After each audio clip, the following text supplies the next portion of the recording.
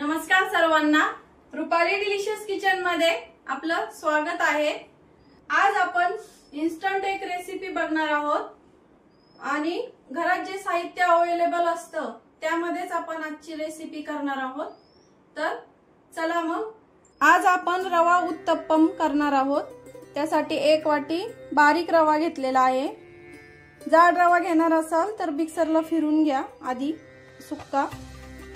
1 वाटी पोहे घेतले, 2 मीडियम साइजचे कांदे, थोडीशी कोथिंबीर, 7 ते 8 हिरव्या मिरच्या, 1 छोटी वाटी दही, ज्यामुळे थोडासा आंबूसपणा पण येईल उत्तप्पमला आणि जाळीदार पण होईल, आणि कांदा लसूण मसाला आणि चवीपुरतं मीठ। रवा आता आपण आधी भिजवून घेऊया। 10 ते 15 मिनिटं रवा आपल्याला भिजत ठेवायचा आहे। आपण हे 1 वाटी दही घेतले ते टाकून घेऊया,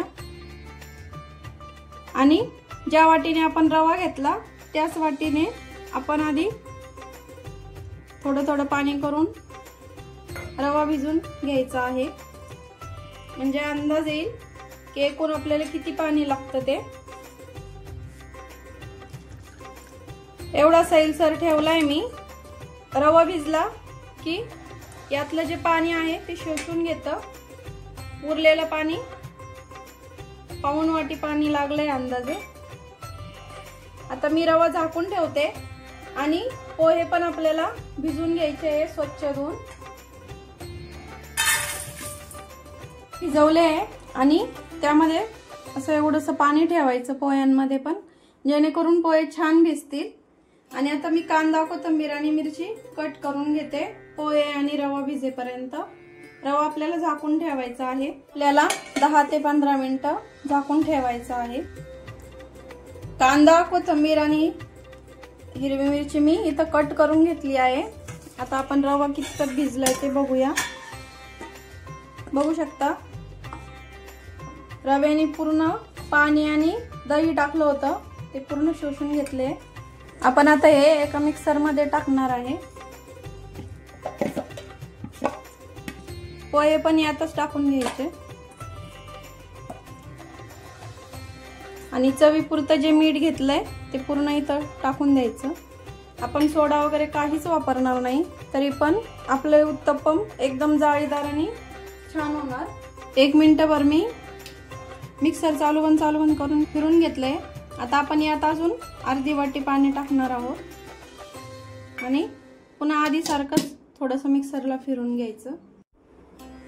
हे बघा असं मी फिरून घेतलेलं आहे सगळं। पोहे आणि रवा एकदम असा छान एकजीव झालाय। आता आपण ज्याच्यामध्ये रवा भिजवला होता त्याच वाटीने आता हे काढून घेते सगळं मिश्रण। आणि खूप जास्त पातळ करायचं नाहीये किंवा खूप जास्त घट्ट ठेवायचं नाही। आपण नेहमी जे डोसे बनवतो डाळ आणि तांदळाचे, त्याचप्रमाणे आपल्याला याचं घट्ट किंवा पातळ त्याप्रमाणे ठेवायचं आहे। मी अजून थोडंसं पाणी टाकते, जे आपण 1 वाटी पाणी घेतलं होतं नंतर तेच टाकून मी मिक्सर मध्ये थोडंसं धुवून आणि ते टाकणार आहे। उत्तप्पमचं हे रवा आणि याचं बॅटर असंच एवढं घट्ट किंवा पातळ ठेवायचं आहे,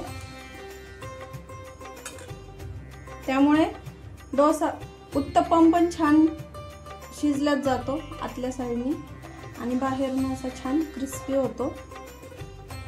आता इथं मी गॅसवर पॅन ठेवून घेतलेला आहे। तवा गरम झालाय, थोडंसं तेल टाकून घेते,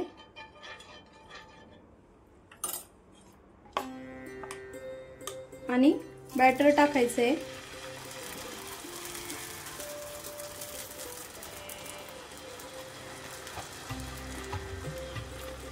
खूप जाड नाही करायचं आहे किंवा खूप पातळही नाही करायचं आहे आपल्याला इथं उत्तप्पम। उत्तप्पमची वरची साईड थोडी ओलसर असतानाच आपल्याला इथं कांदा टाकून घ्यायचा आहे। पटपट करायची ही प्रोसेस, आणि थोडेसे मिरचीचे तुकडे,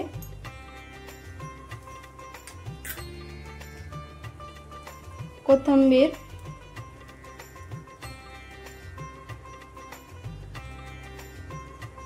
आणि अगदी चिमूटभर कांदा लसूण मसाला टाकायचा आहे। छोट्या मुलांना देत असाल तर मिरचीचे तुकडे नाही टाकले तरी चालेल। आणि आपल्याला हे असं थोडंसं प्रेस करून घ्यायचं आहे, जेणेकरून हे छान चिपकल्यात जाईल याला उत्तप्पमला। आणि थोडंसं साइडनी तेल सोडायचं आहे। मीडियम टू लो हीटवर आपल्याला हे ठेवायचं आहे 1 मिनिटासाठी। बघू शकता अलगद त्याच्या अशा साइड सुटायला लागले। आता आपण बघूया, छान झालाय खालच्या साइडनी। आणि थोडासा या साइडनी पण भाजून घेते मी। बघू शकता किती छान जाळी पडली आहे। आणि थोडंसं वरनं तेल किंवा तूप बटर काही तुम्ही जे आवडेल ते टाकून घेऊ शकता। आणि गॅस मीडियम ठेवायचा आहे। तुम्हाला नसेल आवडत तर दुसरी साइड नाही भाजली तरी चालते। आता मीडियम गॅसवर 2 मिनिटांसाठी हा छान कुरकुरीत होऊन द्यायचा आहे। उत्तप्पम आपला छान कुरकुरीत झालाय। आपण आता काढून घेऊया। आणि सेकंड प्रोसेस ही आपल्याला अशीच करायची। आता दुसऱ्यांदा तर अगदी किंचितसं तेल टाकायचं, बॅटर छान मिक्स करायचं आणि मग पॅनवर घालून घ्यायचंय।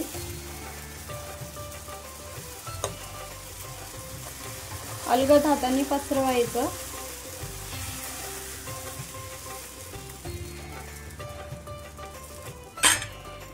गॅस कमी ठेवलाय मी।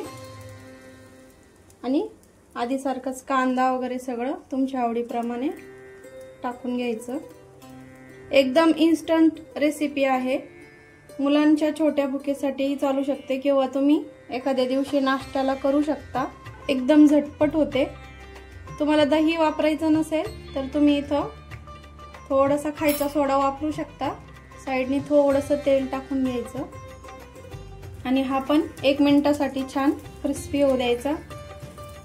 हे सगळं टाकून झालं, कांदा कोथिंबीर वगैरे टाकून झालं की थोडंसं प्रेस करायचं आहे आपल्याला इथं, म्हणजे कांदा मिरची आणि कोथिंबीर छान सेट होईल।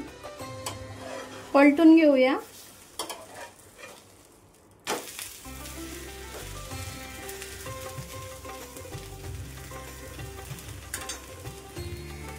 थोडंसं तेल सोडते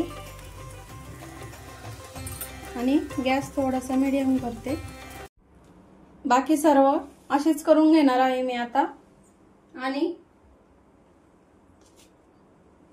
माझ्या इन्स्टंट उत्तप्पमची रेसिपी तुम्हाला कशी वाटली कमेंट करून नक्की सांगा। आणि रेसिपी आवडली असेल तर लाईक करा, शेअर करा, सबस्क्राइब करा आणि कमेंट करायला विसरू नका।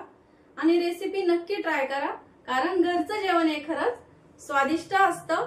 तर अशाच छान छान रेसिपी सोबत पुन्हा भेटूया। तोपर्यंत बाय बाय।